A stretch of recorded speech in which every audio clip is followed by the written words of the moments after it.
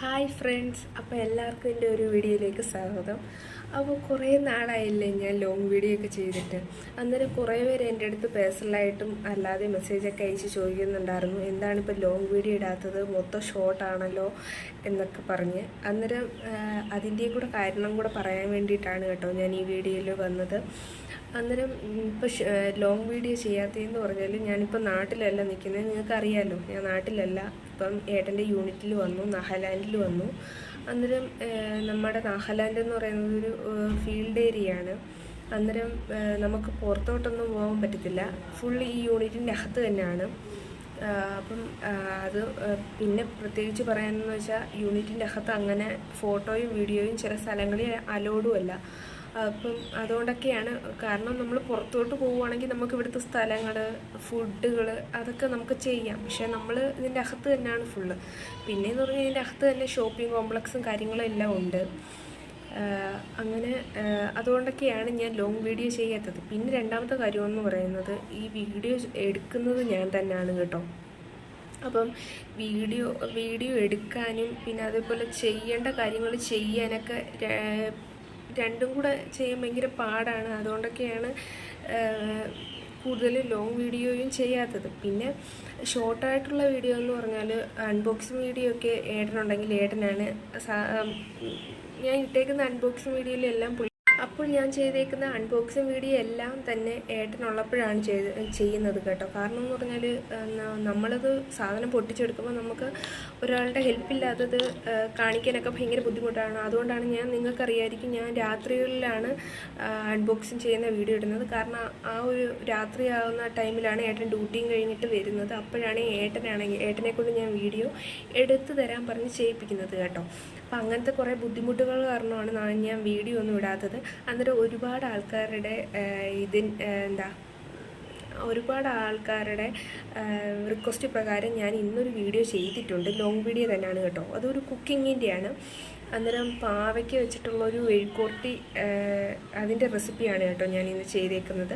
അപ്പം അതിൻ്റെ കൂടെ തന്നെ നിങ്ങളെ ഈ കാര്യം കൂടെ ഒന്ന് അറിയിക്കണമെന്നുണ്ടായിരുന്നു. ഒരുപാട് പേര് എനിക്ക് മെസ്സേജ് അയച്ചു, എന്താ ലോങ് വീഡിയോ ചെയ്തത്, എന്ന് ഷോർട്ട് വീഡിയോ ആണല്ലോ എന്ന് പറഞ്ഞ്. അതിന് വേണ്ടിയിട്ട് ഒരു മറുപടിയും കൂടെ നിങ്ങൾക്ക് തരണമെന്ന് വിചാരിച്ചിട്ടാണ് ഇന്ന് ഒരു വീഡിയോയും അതിൻ്റെ കൂടെ ഈ ഒരു വീഡിയോയും കൂടെ ചേർത്ത് ഒരുമിച്ച് ഇടുന്നത് കേട്ടോ. അന്നേരം എല്ലാവർക്കും എൻ്റെ വീഡിയോ ഇഷ്ടപ്പെടുമെങ്കിൽ ഒന്ന് ലൈക്ക് ചെയ്യണം കേട്ടോ, ഒന്ന് ലൈക്ക് ചെയ്യണം. അതേപോലെ ഒന്ന് സബ്സ്ക്രൈബ് ചെയ്യണം. അതുപോലെ തന്നെ വേണ്ടുന്നവർക്ക് എല്ലാവർക്കും ഒന്ന് ഷെയറും കൂടെ ചെയ്ത് കൊടുക്കണം കേട്ടോ. അപ്പോൾ ഇനി എന്നെക്കൊണ്ട് പറ്റുന്ന രീതിയിൽ ഇടയ്ക്കിടയ്ക്ക് ഞാൻ ഒന്ന് വീഡിയോ ഇടാൻ ശ്രദ്ധിക്കാം കേട്ടോ. അപ്പോൾ എല്ലാവരും എൻ്റെ വീഡിയോയിലോട്ട് പോകണം. അന്നേരം അതിനാവശ്യമായിട്ട് ഞാൻ ഒരു ചെറിയ പാവയ്ക്ക എടുത്തേക്കുന്നത്, ഒരു മീഡിയം സൈസിലെ പാവയ്ക്ക കേട്ടോ. ഒരു പാവയ്ക്കയും അതുപോലെ ഒരു ക്യാരറ്റും കുറച്ച് തേങ്ങാപ്പൂളും കൂടെ ഇതേപോലെ അരിഞ്ഞ് എടുത്തിട്ടുണ്ട് കേട്ടോ. ഇതേപോലെ ചെറുതായിട്ട് ഈ 3 സാധനവും കൂടെ നല്ല വൃത്തിയായിട്ട് കഴുകി അരിഞ്ഞെടുക്കണം. അതിനുശേഷം ഇതിനകത്തോട്ട് നമുക്ക് മഞ്ഞൾപ്പൊടി, പിന്നെ മുളക് പൊടി, ഉപ്പ്, ഇത് 3ഉം കൂടെ ഇട്ട് നല്ലതായിട്ടൊന്ന് കൈവച്ചൊന്ന് തിരുമിയെടുക്കാം. ഈ മുളക് പൊടിക്ക് പകരം പച്ചമുളക് ചേർക്കുന്നവരാണെങ്കിൽ മുളക് പൊടി സ്കിപ്പ് ചെയ്യാം കേട്ടോ. പക്ഷേ പച്ചമുളകിനേക്കാളും കൂടുതലും ഒരു ടേസ്റ്റ് കിട്ടുന്നതും അതേപോലെ നല്ല മൊരിയുന്നതും കുറച്ച് മുളക് പൊടി ചേർക്കുമ്പോഴായിരിക്കും. അന്നേരം നിങ്ങൾക്ക് താല്പര്യം ഏതാണെന്ന് വെച്ചാൽ അത് നിങ്ങൾക്ക് ചേർത്ത് കൊടുക്കാം. ഞാനിവിടെ മുളക് പൊടിയാണ് ചേർത്ത് കൊടുക്കുന്നത്. അതിനുശേഷം ഇത് നല്ലതായിട്ടൊന്ന് കൈ വെച്ചൊന്ന് തിരുമ്മി കൊടുക്കണം കേട്ടോ. അങ്ങനെ തിരുമ്മി വെച്ചതിന് ശേഷം ഒരു 5 മിനിറ്റ് അതൊന്ന് റെസ്റ്റ് ചെയ്യാൻ വെക്കണം. അതിനുശേഷം നമുക്കൊരു പാൻ അടുപ്പിലോട്ട് വെക്കാം. എന്നിട്ട് അതിലോട്ട് എണ്ണ ഒഴിച്ചു കൊടുക്കാം കേട്ടോ. ഞാനിവിടെ ചേർത്ത് കൊടുക്കുന്ന എണ്ണയെന്ന് പറയുന്നത് കിങ്സിൻ്റെ സോയാബീൻ ഓയിലാണ് ഞാനിവിടെ ചേർത്ത് കൊടുക്കുന്നത്. നിങ്ങൾക്ക് ഏത് ഓയിലാണ് അവൈലബിൾ എന്ന് വെച്ചാൽ നിങ്ങൾക്ക് ആ ഓയിൽ ചേർത്ത് കൊടുക്കാം കേട്ടോ. വെളിച്ചെണ്ണ വേണമെങ്കിൽ വെളിച്ചെണ്ണ ചേർത്ത് കൊടുക്കാം. അതല്ല സൺഫ്ലവർ ഓയിലാണെങ്കിൽ അത് ചേർത്ത് കൊടുക്കാം. ഞാനിപ്പോൾ ഒരു സോയാബീൻ്റെ ഒരു കിങ്സിൻ്റെ എണ്ണയാണ് ചേർത്ത് കൊടുക്കുന്നത്. അങ്ങനെ എണ്ണ നല്ലതായിട്ട് ചൂടായി വരണം. പാനിൽ ചൂടായി വരുമ്പോഴത്തേന് നമ്മൾ ഈ തിരുമ്മി വെച്ചേക്കുന്ന നമ്മുടെ സാധനം നമുക്കതിലോട്ട് ഇട്ട് കൊടുക്കാം. ഇട്ട് കൊടുത്തതിന് ശേഷം ഒന്ന് ഇളക്കി കഴിഞ്ഞതിന് ശേഷം അതൊന്ന് ഒരു അടപ്പ് വെച്ച് മൂടി കൊടുക്കാം കേട്ടോ. മൂടിയതിന് ശേഷം ഒരു 2 അല്ലെങ്കിൽ 3 മിനിറ്റിന് ശേഷം അതൊന്ന് തുറക്കണം. തുറന്നതിന് ശേഷം നമുക്കൊന്നും കൂടെ ഒന്ന് ഇളക്കി കൊടുക്കാം.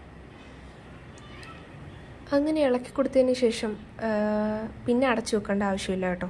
പിന്നെ തുറന്ന് തന്നെ നമുക്ക് കുക്ക് ചെയ്തെടുക്കാം.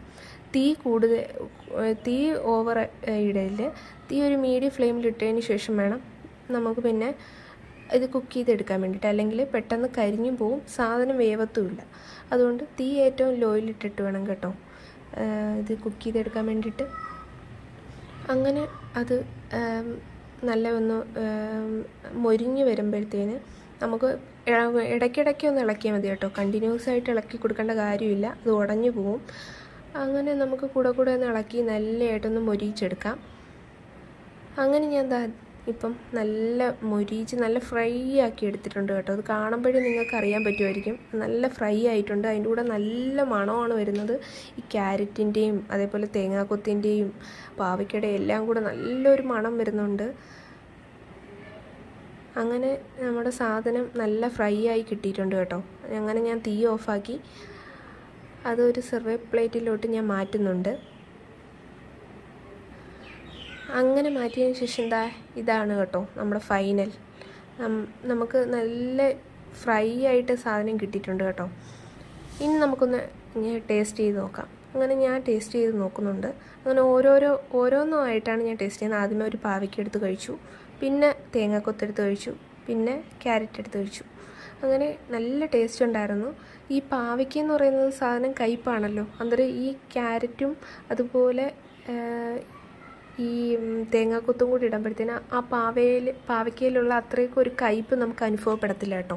അപ്പോൾ ഇത് ഞാൻ എൻ്റെ ഹസ്ബൻഡിൻ്റെ അമ്മയുടെ കൂടെ ഒരു സ്ഥലം വരെ പോയിട്ടുണ്ടായിരുന്നു.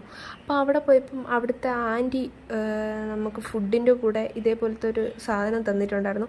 അന്ന് കഴിച്ചപ്പോഴേ എനിക്ക് ഭയങ്കര ഇഷ്ടപ്പെട്ടു. അങ്ങനെ ഞാൻ ആൻറ്റിയോട് തന്നെ ചോദിച്ചത് എങ്ങനെയാണ് തയ്യാറാക്കുന്നതെന്ന്. അങ്ങനെ ആൻറ്റി പറഞ്ഞു തന്നത് കേട്ടോ. അങ്ങനെ ഞാനും ഒന്ന് ട്രൈ ചെയ്ത് നോക്കിയതാണ്. അപ്പം നല്ല ടേസ്റ്റ് ഉണ്ട് കേട്ടോ. സാധനം നല്ല സൂപ്പറായിട്ടുണ്ട്. കഴിക്കുമ്പോൾ അറിയാം അതിൻ്റെ ടേസ്റ്റ്.